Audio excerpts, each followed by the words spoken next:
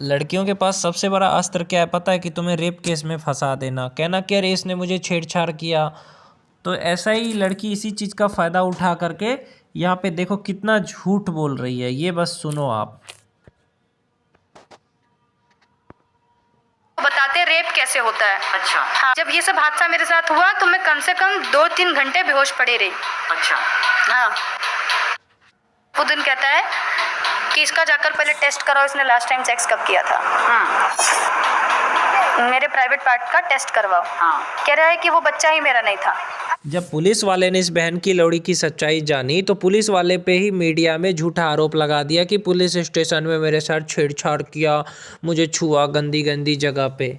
मतलब ये इन लोगों का, लड़कियों का एक ये क्या हथियार है कि आप झूठा आरोप लगा दो कि हमको यहाँ छुआ वहाँ छुआ। ऐसी ऐसी लड़कियाँ रंडियों की वजह से ही देश बदनाम है। अब मैं तुम्हें दिखाता हूँ कि सच्चा प्यार क्या होता है, ठीक है? विवेक और सृजना की कहानी देखो, आज के ज़माने में भी ऐसे लोग हैं। ये देखो इनकी कहानी कितनी अच्छी है, मुझे बहुत अच्छी लगती है। विवेक और सृजना की प्रेम कहानी।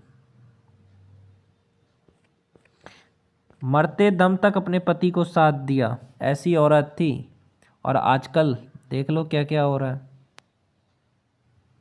दुनिया हमें क्या क्या नहीं दिखाती। जहां कुछ दिन पहले हमने अतुल सुभाष और निकिता सिंघानिया के केस के बारे में देखा कि कैसे एक वाइफ ने अपने हस्बैंड को आत्महत्या करने जैसी चीज तक के लिए प्रेरित कर दिया, उसे इतना परेशान या इतना तंग कर दिया कि उस इंसान को उसके अलावा कोई और चारा नजर नहीं आया, और आज वो हमारे बीच नहीं है। और ऐसी कहानियां या ऐसी कि क्या ये कहानी सच्चा प्यार कभी नहीं मिलता।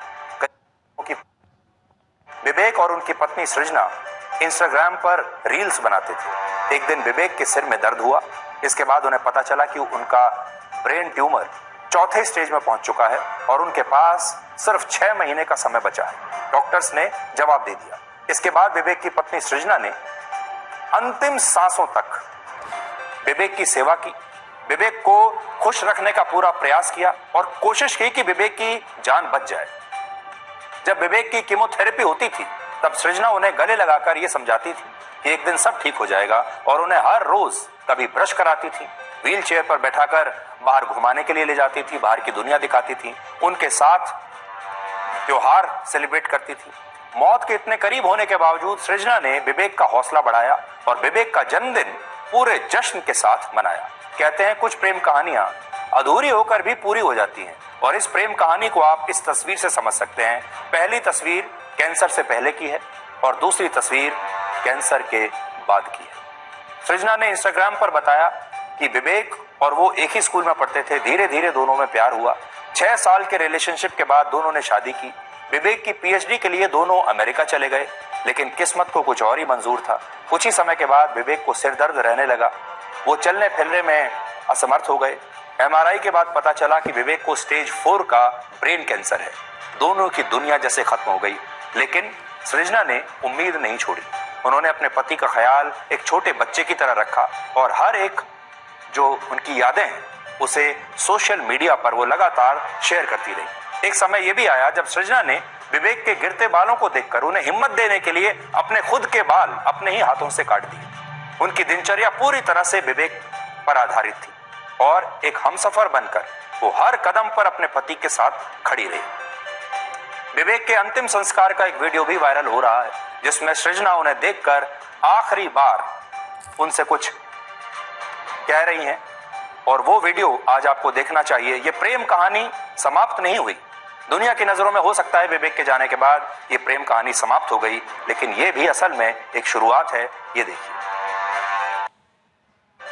लोग प्यार में अपनी जान तक देने की बात करते हैं, लेकिन सच्चा प्यार वो होता है जो जीते जी निभाया जाए, और सृजना ने ये साबित कर दिया। कुछ दिन पहले जहां 34 साल के अतुल सुभाष ने अपनी पत्नी से परेशान होकर आत्महत्या कर ली, वहीं 32 साल के विवेक पंगिनी को सृजना जैसी पत्नी मिली, और ये उनकी खुशकिस्मती थी। जैसे भी मैं सो रहा हूँ तो पिताजी को जगाना है मुझे। देखा, इसको प्यार कहते हैं।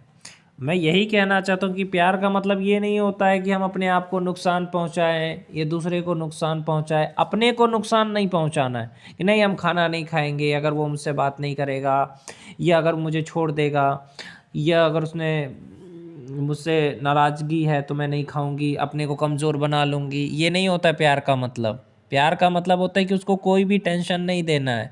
अगर आप खाना नहीं खाओगे, अपना ध्यान नहीं रखोगे, बीमार पड़ जाओगे, या अगर आपको कुछ होगा तो सबसे ज़्यादा टेंशन आपका पति ही करेगा, बॉयफ्रेंड ही करेगा।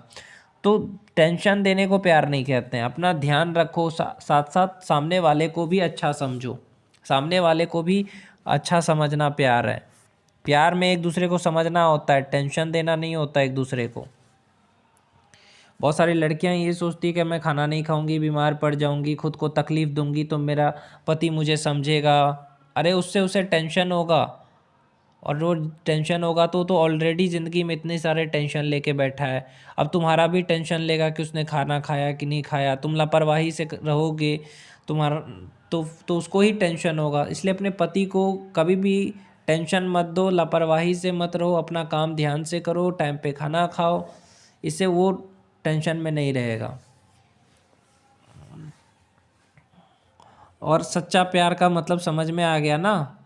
ऐसे ऐसे लोग भी है दुनिया में।